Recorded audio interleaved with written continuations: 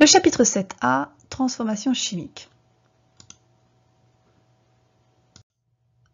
Que va nous apprendre ce chapitre? Bien, par exemple, sur le terrain, le géologue dispose d'un moyen rapide et efficace pour déterminer si une roche est calcaire ou non. Il peut déposer quelques gouttes d'acide chlorhydrique sur la roche. Une effervescence indiquera alors que la roche est calcaire.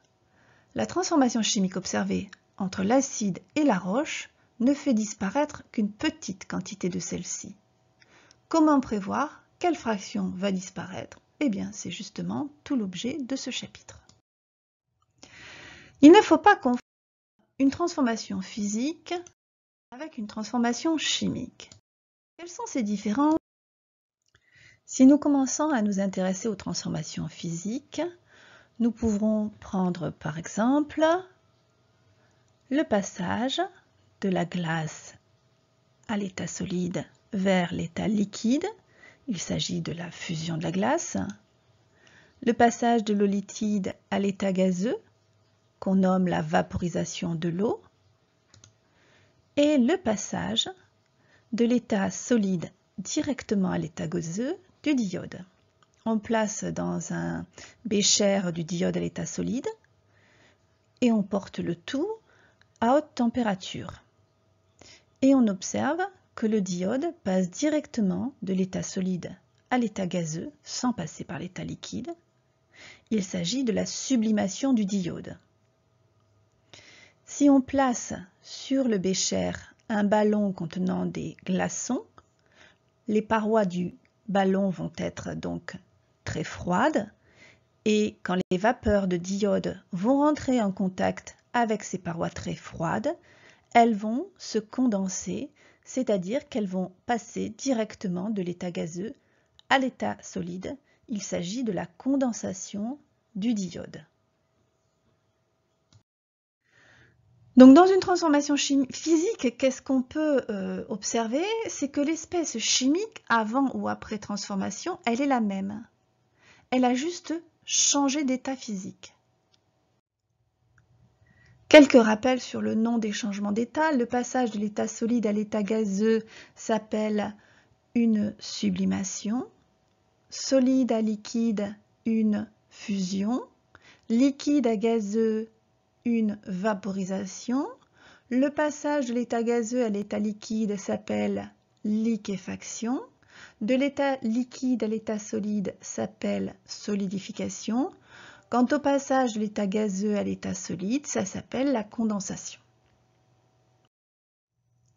Si maintenant on s'intéresse aux transformations chimiques, prenons 250 g de farine, 4 œufs, un demi-litre de lait, 50 g de beurre, un sachet de sucre vanillé, 50 g de sucre en poudre. Et après transformation chimique, nous obtenons des crêpes. Alors là, on voit que dans une transformation chimique, les espèces chimiques sont totalement différentes avant et après. L'aspect du mélange réactionnel change de tout au tout. Réfléchissons sur cet exemple. À gauche, l'état initial de la transformation et à droite, l'état final de la transformation. S'agit-il d'une transformation physique ou chimique? Nous pouvons observer que le ballon s'est gonflé. Il s'est donc formé un gaz qui n'était pas là à l'état initial. De la même manière, nous pouvons observer que le mélange réactionnel a changé de couleur. Et donc, on peut en conclure de ces deux observations que de nouvelles espèces chimiques se sont formées au cours de la transformation. Donc, il ne s'agit pas d'une transformation physique puisque l'espèce chimique n'est pas la même avant-après, mais il s'agit bien d'une transformation chimique. Prenons un exemple de transformation chimique. Une solution aqueuse de sulfate de cuivre 2, une solution aqueuse de soude, ceci constituant l'état initial, puis nous allons mettre en contact les réactifs et nous obtenons un précipité d'hydroxyde de cuivre 2. Ce solide, insoluble dans le liquide où il se forme, nommé précipité, n'était pas là au départ, donc il s'est formé une nouvelle espèce chimique. Donc là aussi, là encore, c'est une transformation. Donc de tout ce que nous venons de voir, nous pouvons faire le bilan de comment se manifeste une transformation chimique. Eh bien, il peut y avoir soit formation d'un précipité, soit formation d'une effervescence, c'est-à-dire apparition d'une nouvelle espèce chimique sous forme gazeuse, soit un changement de couleur. On résume de cette façon-là, formation d'un précipité, dégagement gazeux, changement de coloration, avec parfois une augmentation ou une diminution de la température. Une transformation chimique décrit les modifications observables dans un système chimique lors de son passage de l'état initial à l'état final, s'accompagnant de la formation de nouvelles espèces chimiques. Réalisons l'activité 1, transformation physique ou chimique. Comment décrire un système chimique? D'abord, qu'est-ce qu'un système chimique? Eh bien, très simplement, c'est le mélange d'espèces chimiques auxquelles on s'intéresse, et tout ce qui n'appartient pas au système constitue le milieu externe. Nous allons maintenant réaliser l'activité 2, modélisation d'une transformation chimique, et tout d'abord, la première partie petit a. Terminé. Donc voilà l'écriture d'une transformation chimique de rectangle, le premier avec l'état initial, le second avec l'état final. Réalisons maintenant l'activité 2b, modélisation d'une transformation chimique. Une transformation chimique, c'est en fait le résultat d'une réaction chimique. Comment modélise-t-on une réaction chimique? Reprenons toujours cet exemple. Nous allons utiliser les espèces qui ont réagi, qui sont consommées et dont la quantité de matière diminue, que l'on nomme les réactifs. Quels sont-ils? Les ions cuivre 2 et les ions hydroxyde. Quant aux espèces qui se sont formées, c'est-à-dire dont la quantité a augmenté, il s'agit des produits qui sont ici l'hydroxyde de cuivre, le précipité d'hydroxyde de cuivre. Le passage des réactifs aux produits est le résultat d'une réaction chimique. Une réaction chimique, les réactifs réagissent ensemble pour donner le produit. Passons maintenant à la réaction chimique. C'est une transformation au cours de laquelle les éléments des réactifs se réorganisent en de nouvelles espèces chimiques, les produits. Donc le bilan. Un système chimique subit une transformation chimique. Le système chimique comprend les réactifs, les produits et les espèces spectatrices. La transformation chimique est le résultat d'une réaction chimique. Lors d'une réaction chimique, les réactifs réagissent pour donner les produits. Équation chimique. Pour indiquer dans quelle proportion les réactifs sont consommés et formés, nous écrivons la réaction chimique à l'aide d'une équation.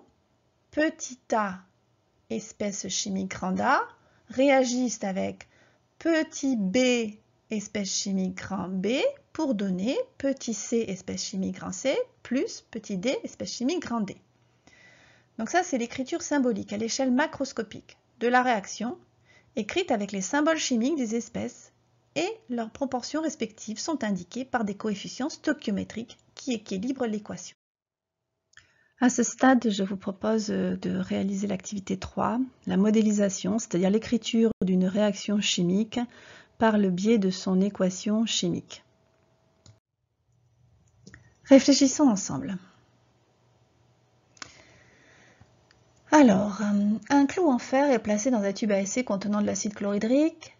L'acide chlorhydrique est une solution aqueuse constituée d'ions H+ et Cl-. On observe dès les premiers instants une effervescence autour du clou. Donc il se forme un gaz. On mesure le pH. On sort le clou du tube à essai et on analyse la solution colorée. Quand on analyse le système dans l'état final, si on approche une allumette enflammée de l'ouverture du tube à essai, il y a une détonation, ce qui prouve que le gaz qui s'est formé était du dihydrogène. Et quand on ajoute quelques gouttes d'une solution de soude, un précipité vert se forme, ce qui prouve qu'il s'était formé des ions Fe2+. Si le pH de la solution a augmenté, ça veut dire qu'il y a moins d'ions H+ qui sont responsables de l'acidité. Donc, au départ, on a du fer. Le réactif, ce sera le fer à l'état solide. Et puis on a des ions H+, et Cl-. Sachant qu'il se forme une effervescence, qui est un gaz, et qu'on a montré que ce gaz était du dihydrogène. Il est clair que ce sont les ions H+, qui vont réagir pour donner du dihydrogène H2 et non les ions Cl-.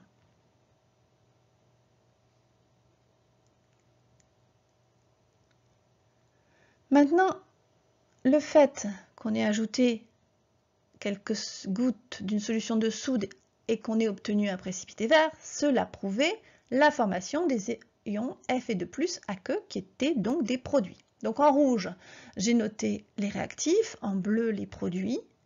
Il faut équilibrer l'équation en éléments et en charges.